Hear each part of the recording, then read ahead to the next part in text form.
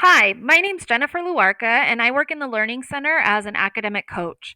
Today, I'm going to talk through some strategies for navigating your first week and for being as successful as you can in this new virtual learning environment that you're encountering this fall.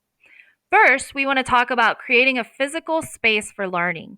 It's really important as you look around your home or your apartment or wherever you may be living that you try to find a space that can be dedicated to learning throughout the semester. This might be a desk, that'd be wonderful if you had one. It may be a kitchen table. It might be a couch. It might be a bed, right? We don't all have the same space, but what we want to do is think about how are we going to make the space that we have productive for learning. A few things we know about a learning space is it's best if we have a hard top to write on. So, of course, a desk is great, but if you're on a bed, what can you use to put on your lap so you can write comfortably, right? Then we want to think about how are we going to stay organized? One of the best tools for organization is a planner, and some of us may be resistant to using a paper planner. You can use your phone, that's fine. But we want to start to explore what type of planner am I going to use and start to get comfortable with that leading into the academic year. What we'd like you to do on that planner is to not only have important dates and assignments, but also use that as a place to work from. So you know, okay, I have an exam in 2 weeks. What can I do each day leading up to that exam to prepare and practice? Next, we want to be prepared in our learning spaces. So make sure that you have paper, pens, water, everything that you might need for the next however long your learning session is, maybe an hour, so that you're not distracted and you can keep your focus on the screen in front of you. Again, this might mean that you need to have snacks available, water, pens, all of that. And what I highly recommend is you get to your learning environment about 10 or 15 minutes early for the day and you prep your space. Next, we want to talk about managing distraction. One of the best ways to do this is to be proactive. So, to develop a schedule, to get your learning schedule into some sort of planner, like I just mentioned, or a template of some sort, and share that with your housemates. So, you may say, okay, I have lecture Monday, Wednesday from 11 to 4, and you let people know, hey, during these times, I'm not available. I'm going to be in my room. Just leave a note on my door, right? And let them know how they can get a hold of you. Of course, let them know if there's an emergency to interrupt, but otherwise, you can leave a note here or you can write something down and leave it somewhere, and I will come out and check it when I'm finished. This way, you're honoring them, you're honoring yourself, and you're letting everybody in the space that you share know this is when I'm available to you and this is when I'm not. It's important to understand that to family and friends, when we're talking about time, if you're in the house or in the space with them, they may see that as you being available. And unfortunately, in this new environment that we have, we're not always mentally available for people, even though we're physically available. So, letting them know your schedule, when you can be with them and when you can't be with them, is critical to you being able to focus and manage your academics along with your personal life. In that same vein of thought, what we want to do is say, okay, family, friends, I can't be with you during these days and times, but this is a time I can be free. So let's schedule something so that you're still letting them know they're important, that you want to spend time with them. You just can't at the moment. This is boundary setting, and it's very important as you start to think about how you're going to learn best in your home. Okay. Next, we want to talk about creating boundaries in the virtual space. So, just like the physical space, the virtual space can get really cluttered with all of the different things we do online. We shop online, we communicate with people online, we do social media, we have our hobbies, right? The virtual space can be very, very cluttered. So, what we want to think about is what types of things do I need to disable as I'm learning so that they don't interrupt my learning and my focus? So maybe we have to get there, and if we're getting to our learning environment or physical space early, 15 minutes before class, maybe we hop on to a few platforms and we disable notifications from them for that period of time, right?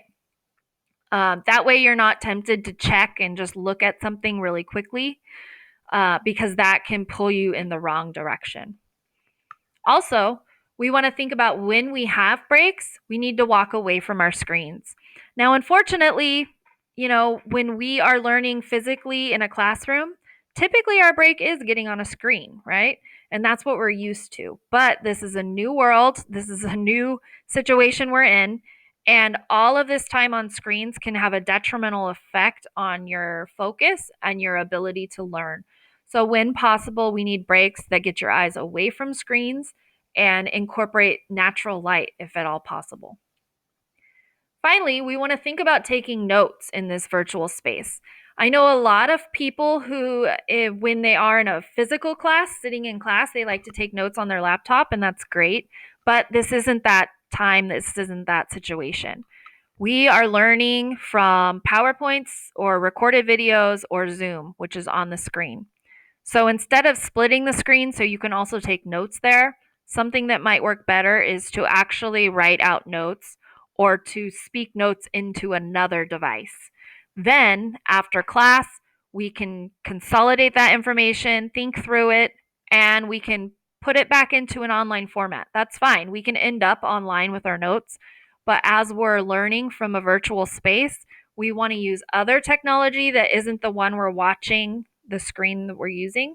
So maybe we speak notes into a phone and then we can pull those notes back out later, or we handwrite notes.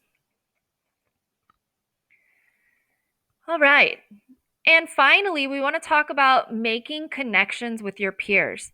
This is a crucial step for long term success in a university setting.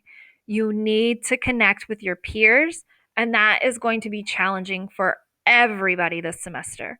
That's challenging for our new students, that's challenging for our returners, and it's also challenging for faculty and staff. We all are navigating this new space together for the first time in a formal way. So we want to do our best to put ourselves out there, no matter how vulnerable that might make you feel. It's really important to take that step and connect as much as you can with your classmates. So, one thing you can do is you can do what's called creating a study team. You can use your Beachboard class list for sending out a quick email asking anybody if they want to study with you or they want to join your study team. I put a sample message here. You can say what you'd like, but the idea is that you would connect with a few peers in your class so that you can set up regular times to check in with one another and so that you just have a buddy. So if you have a question and you don't want to go to the professor, you can go to your buddy first and ask them for help. You can do a lot of things with these study teams. So, some things that I've seen students using study teams for is to set up a central Google Doc where they can put shared notes. This is nice because it lets you consolidate thoughts from a lot of different people into one place. And it's a really nice way to tell what information is really important and what is kind of the supporting details. Um, Also, that is a great way to start to build a study guide before you actually get the study guide.